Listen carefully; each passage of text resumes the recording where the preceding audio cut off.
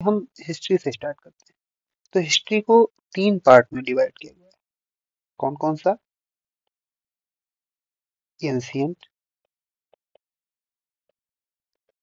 Indian history,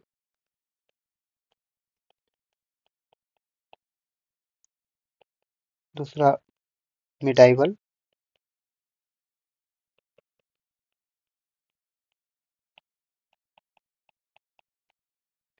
तीसरा आपका कौन सा है? Modern history.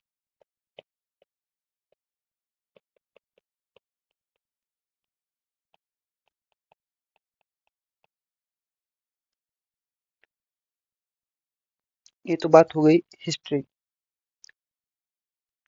अब आपका हम स्टार्ट करेंगे ancient Indian history. Ancient Indian history.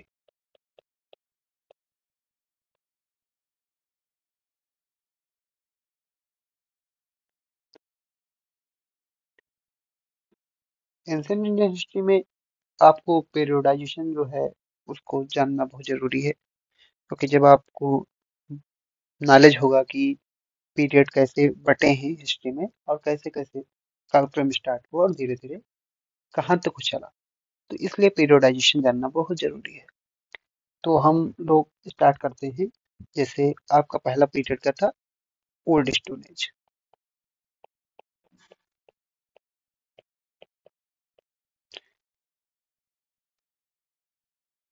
इसको क्या कहते हैं? हम कह सकते हैं पैलियोलिथिक।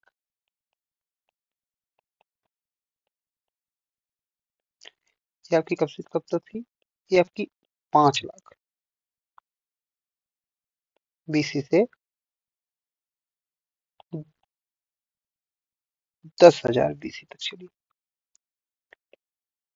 5 लाख से 10,000 बीसी तक ओल्ड स्टोन एज। इसको आज सब 3 पार्ट में डिवाइड किया गया। लोअर पैलियोलिथिक,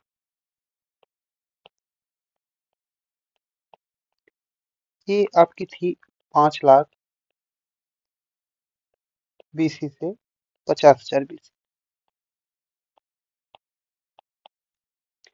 उसके बाद आती है आपकी मिडल पैलियोलिथिक।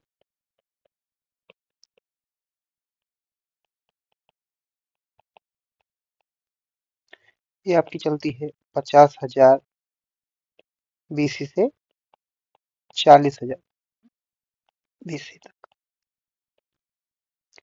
फिर आपकी आती है तीसरी अपर पैलियोलिथिक।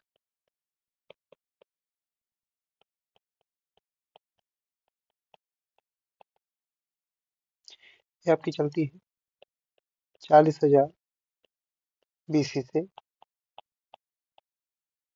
10,000 बीसी तक।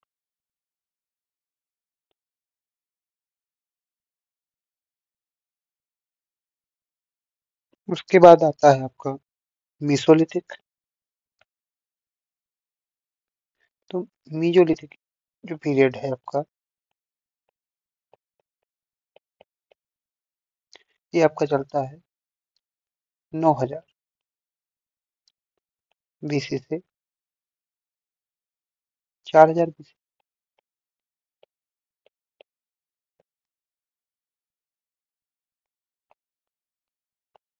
फिर आपका आता है न्यूलिथिक।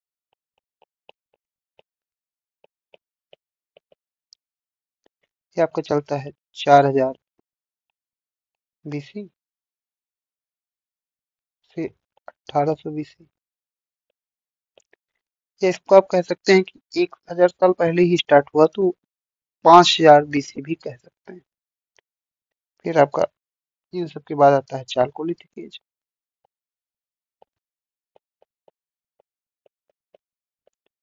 जैसे जैसे जिस जिस चीज के टूल्स बनाए गए और यूज किए गए, उन्हीं के आधार पर इनको बांटा गया। ये आपका आता है 1800 बीसी टू 1000 बीसी। उसके बाद आपका पांचवा क्या आता है? आयरन एज, 1000 बीसी से ऑनवर्ड।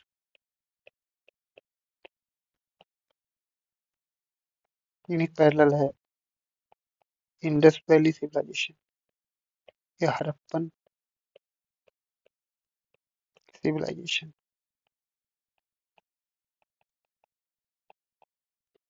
आपकी 2900 बीसी से लगभग 1700 बीसी तक चली।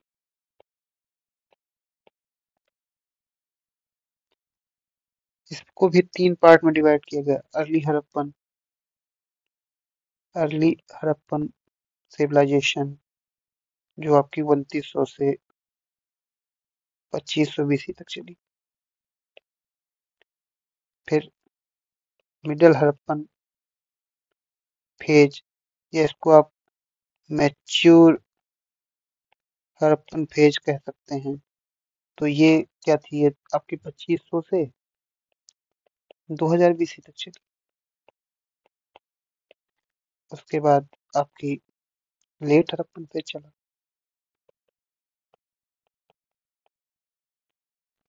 ये 2000 बीसी से चला और 1700 बीसी तक चला। फिर इन सब के बाद वैदिक पीरियड स्टार्ट होता है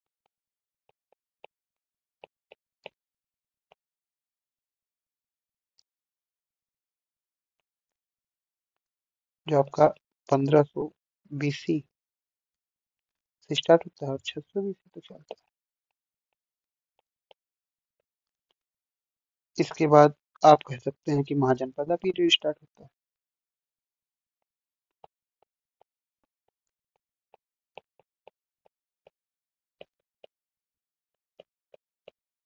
या आप इसको कह सकते हैं प्री मॉडर्न, मॉडर्न के पहले जितने हुए। इसको 6th सेंचुरी बीसी से 5th सेंचुरी बीसी तक चला। और इसमें क्या क्या हुआ, आपके हर्यक शिशुनाथ, नंदा, इसी पीरियड में आपके गौतम बुद्धा, महावीर, स्वामी, ये थे। उसके बाद आपकी आती है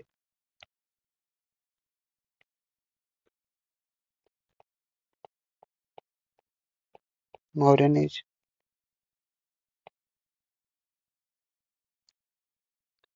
321 बीसी से स्टार्ट होती है और 184 बीसी तक चलती है। फिर post modern age,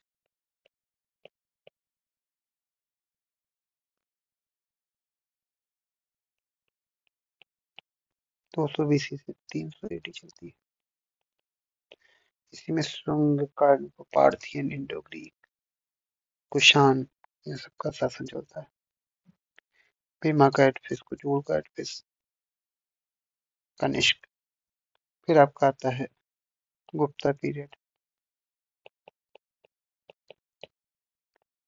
Gupta period आप जानते ही हैं कि 4th सेंचुरी एडी से स्टार्ट हुआ और 6th सेंचुरी एडी तक इसका शासन रहा, लगभग 200 साल।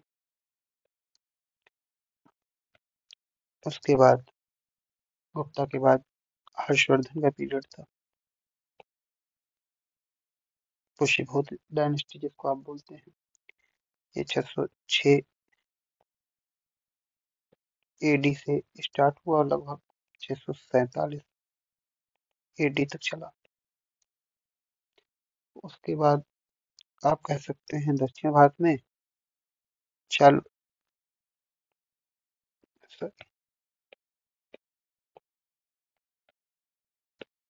चालुक्य, बादामी,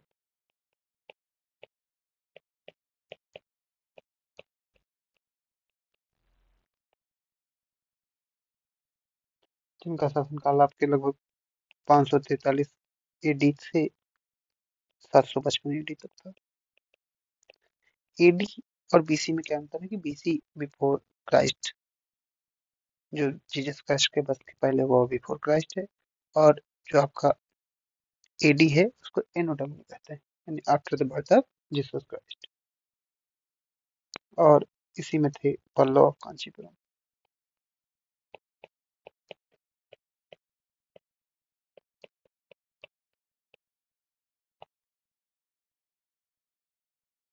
ये आपके 560 एडी से 903 एडी तक चले। इसी के साथ साथ हम एक चीज और कवर करते चलते हैं, जिसको आप इरा या संवत के नाम से जानते हैं। तो मेन मेन इरा कवर कर लेते हैं। तो उसमें सबसे मेन इम्पोर्टेंट है विक्रम इरा। के महाराज विक्रमादित्य जो उज्जैन के राजा थे, उन्होंने जब शक पर विजय प्राप्त की तो 56 बीसी में इन्होंने इसको इंट्रोड्यूस किया।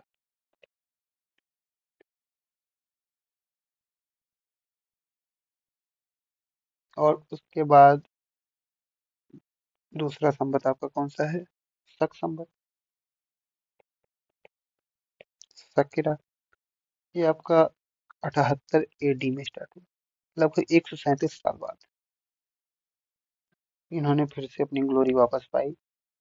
और विक्रमादित्य के 137 साल बाद इन्होंने फिर से अपना उज्जैन पर कब्जा किया और कनिष्क ने फाउंड किया साकेत।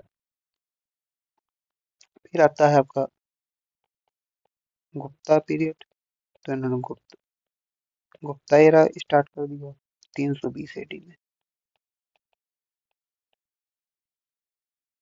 हर्षवर्धन भी अपना इंट्रा इंट्रोड्यूस किए थे, जिसको द हर्ष एरा के नाम से जाना जाता है।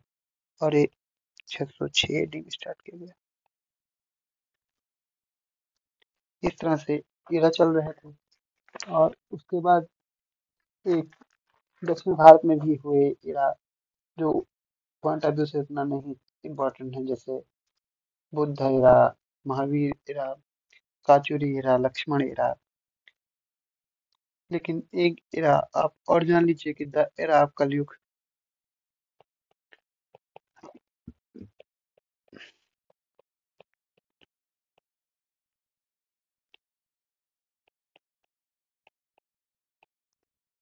ये आपका लगभग 3102 बीसी में स्टार्ट हुआ, जो अभी तक चल रहा है।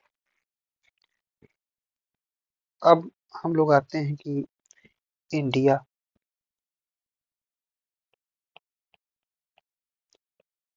जब इंडियन हिस्ट्री पढ़ना है तो इंडिया के बारे में जानना जरूरी है।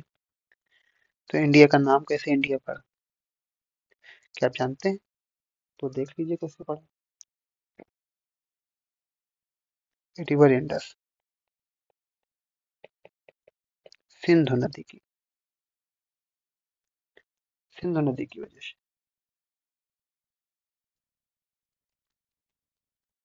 जब पर्शियन भारत आते हैं, कौन आता है? पर्शियन।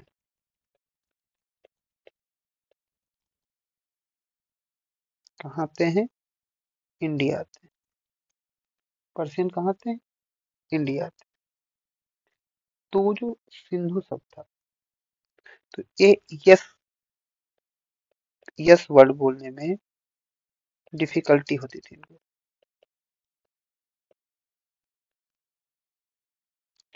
ठीक है, यस वर्ड बोलने में डिफिकल्टी होती थी। तो इन्होंने क्या किया, सिंधु को इन्होंने हिंदू बोल दिया। तो इस तरह हिंदुस्तान हो गया।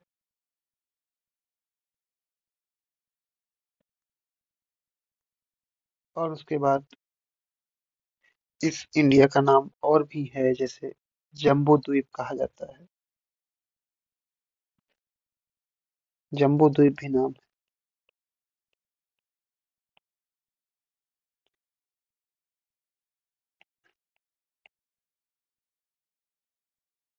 क्योंकि यहाँ जम्बू के ट्री पाए जाते थे, ऐसा कहा जाता है। The continent of Jambu tree बोलते हैं, the continent of Jambu tree.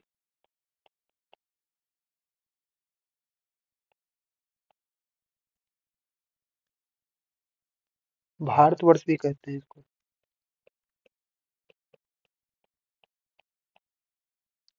Bharatvarsh कहने के कारण क्या है?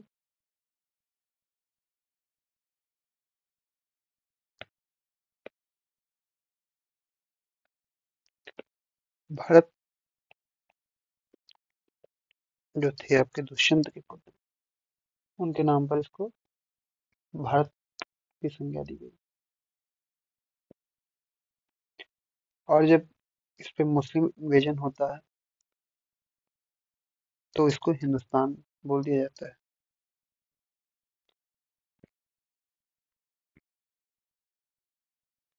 ऐसे इसका इंट्रोड्यूस होता है। और भारत का नाम समय समय पर लोगों ने अलग अलग रखे। हिंदुस्तान, भारत, जम्बूद्वीप, जो हमारे वेद हैं उनके हिसाब से आर्यावर्त। तो भारत विविधताओं में एकता का देश है। इसमें अनेक लोग आए और अनेक लोग यहीं आकर यहीं समाहित हुए।